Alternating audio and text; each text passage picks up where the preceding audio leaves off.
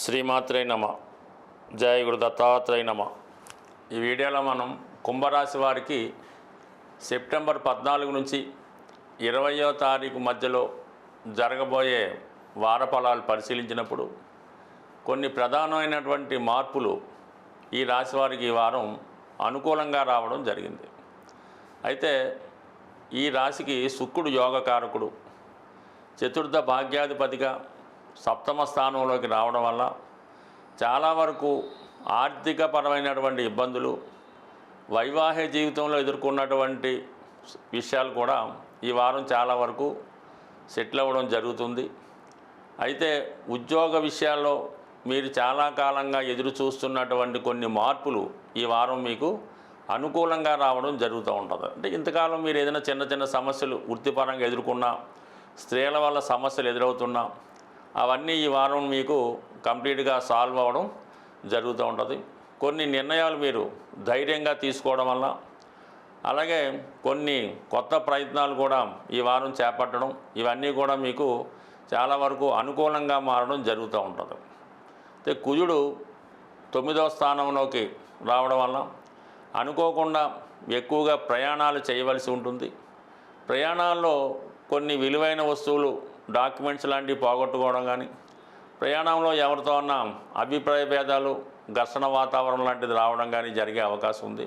But ఏదైనా చాలా సందర్భాల్లో ప్రస్తుతం ఈ కుంభరాశి వారికి రాశి యందు ఉన్నటువంటి రాహు ప్రభావం వల్ల మీరు ఎవరికన్నా మంచి చేద్దామని మంచి ఉద్దేశంతో వారికి మంచి సలహాలు ఇచ్చినా, వారికి ఏదన్నా వారితో అయినా కొనిపించాలన్నా, అమ్మించాలన్నా, ఇన్వెస్ట్ చేయించాలన్నా వారు మిమ్మల్ని ఏదో విధంగా అపార్థం చేసుకొని మీరేదో స్వార్థం కోసం చెప్తున్నారని చాలా వరకు విమర్శించడం జరిగే అవకాశం ఉంది. కాబట్టి సాధ్యమైనంత వరకు ఎంతో అవసరమైతే తప్ప మీ యొక్క సలహాలు అవతల వారికి ఇవ్వడం కానీ, అవతల వారిని మంచి మార్గంలో పెట్టాలి, బాగు చేయాలి అనే ప్రయత్నం ఇప్పుడు కొంతకాలం పాటు మీరు వాయిదా వేసుకుంటే మంచిది.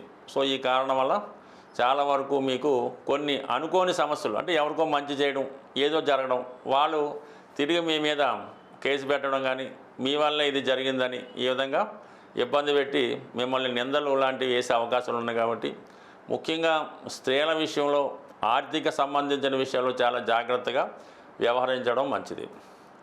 అయితే కొన్ని ప్రభుత్వ రంగ సంస్థల్లో ఉద్యోగం చేస్తున్న వారికి అధికారుల వల్ల ఇబ్బందులు రావచ్చు.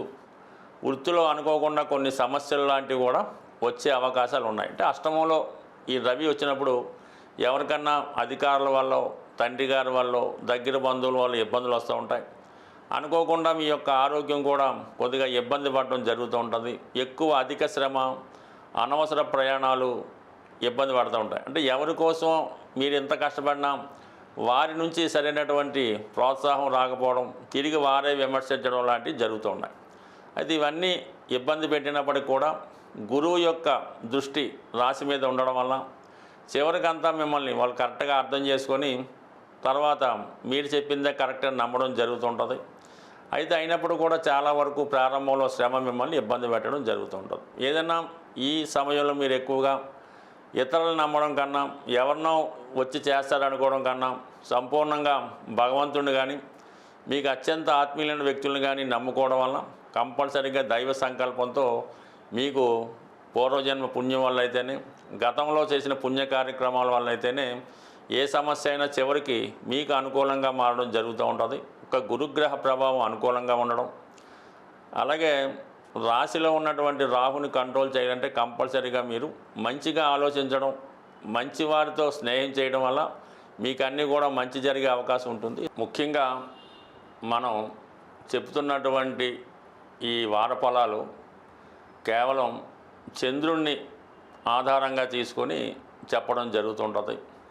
అయితే ఇంచుమించుగా ప్రతి గ్రహం కూడా ఒక గ్రహాలు మారినప్పుడు కానీ, ఒక గ్రహం పైన ఇంకో గ్రహం పరివర్తన చెందినప్పుడు కొన్ని ప్రధానమైనటువంటి సంఘటనలు కూడా జరుగుతుంటాయి. అంటే కేవలం మీ జాతక పరిశీలనలో చంద్రుడే కాకుండా అన్ని గ్రహాల ప్రభావం, ఒక గ్రహానికి ఒక గ్రహం కలుసుకున్నప్పుడు, పరివర్తన చెందినప్పుడు చాలా మార్పులు వస్తుంటాయి. అందువలన కొన్ని ఫలితాలు జరగవచ్చు, జరగకపోవచ్చు. కానీ అన్ని అనుకూలమైన ఫలితాలు ఉన్నప్పటికీ కూడా జాతకంలో కొన్ని ప్రధానమైన దోషాలు ఉన్నప్పుడు, అంటే కుజదోషం లాంటిదో, కాలసర్పదోషం లాంటిదో, పితృదోషం, లేదంటే మాతృదోషం, ఈ గురుదోషం, ఇలాంటి కొన్ని దోషాలు ఏర్పడినప్పుడు, లేదంటే జాతకరీత్యా మీ యొక్క జన్మ జాతకంలో అన్ని కేంద్రాల్లో పాపగ్రహాలు ఉన్నా, లగ్నమందు రాశి యందు సూర్యుడితో పాపగ్రహాలు కలిసి ఉన్నా, చాలా వరకు ఈ గ్రహ దోషాల వల్ల అవి సరైనటువంటి పరిష్కారం చేసుకోకపోవడం వల్ల కూడా జాతకుడికి చాలా కార్యక్రమాలు పెండింగ్ ఉండిపోతుంటాయన్నమాట. మనం ఏదన్నా ఒక ప్రయత్నం సరైన సమయంలో సరైనది జరగలేదు అనుకున్నప్పుడు, అంటే వివాహ వయసు, వివాహ సమయంలో ఆ ఏజ్ వచ్చినప్పుడు వివాహం కావటం లేదు, అలాగే చదువు పూర్తయింది 2-3 సంవత్సరాలు 5 సంవత్సరాలైనా ఉద్యోగం రావట్లేదంటే కామన్గా మీ జాతకంలో ఏదో ఒక దోషం ఉందని గమనించవలసి ఉంటుంది. ఆ దోషానికి తగిన పరిహారం చేసుకున్నప్పుడు, ఆ పరిహారం పూర్తయిన తర్వాత గోచారరీత్యా గ్రహాలు మీకు అనుకూలంగా ఉన్నప్పుడు ఆ ప్రయత్నం అయితే తప్పకుండా నెరవేరుతూ ఉంటుంది. కాబట్టి సాధారణంగా ఒకే సమస్య పదే పదే రిపీట్ అవుతున్నప్పుడు కూడా మన జాతకంలో ఉన్నటువంటి దోషాన్ని సరిచేసుకోవడం, దోషాన్ని సరిగ్గా అన్ని గ్రహాలకి కాకుండా ప్రధానంగా ఏ గ్రహం వల్ల ఇబ్బంది వస్తుంది అన్ని గమనించి ఆ గ్రహానికి తగిన పరిహారం చేసుకోవాల్సి ఉంటుంది. సాధారణంగా మన జాతకంలో జన్మ జాతక ప్రకారం పాపగ్రహాలకి ఏదైనా జపం ద్వారానో, పూజల ద్వారానో, పరిహారాల ద్వారానో చేసుకోవచ్చు. అలాగే శుభగ్రహాలకి దానం ద్వారా, భగవంతుని ఆశించడం ద్వారా ప్రతిదానికి కూడా సులభమైన పరిష్కారం ఉంటుంది. సరైనటువంటి పరిష్కారం కావాలంటే కంపల్సరీగా మీ జన్మజాతకాన్ని పరిశీలించుకొని అప్పటి ఉన్నటువంటి గోచారాన్ని కూడా పరిశీలించి చిన్న చిన్న సింపుల్ చిట్కాల ద్వారా మీ జాతకాన్ని సరి చేసుకుంటే 100% మీ యొక్క అభివృద్ధి అప్పటి నుంచే ప్రారంభమవుతుంది. స్వస్తి.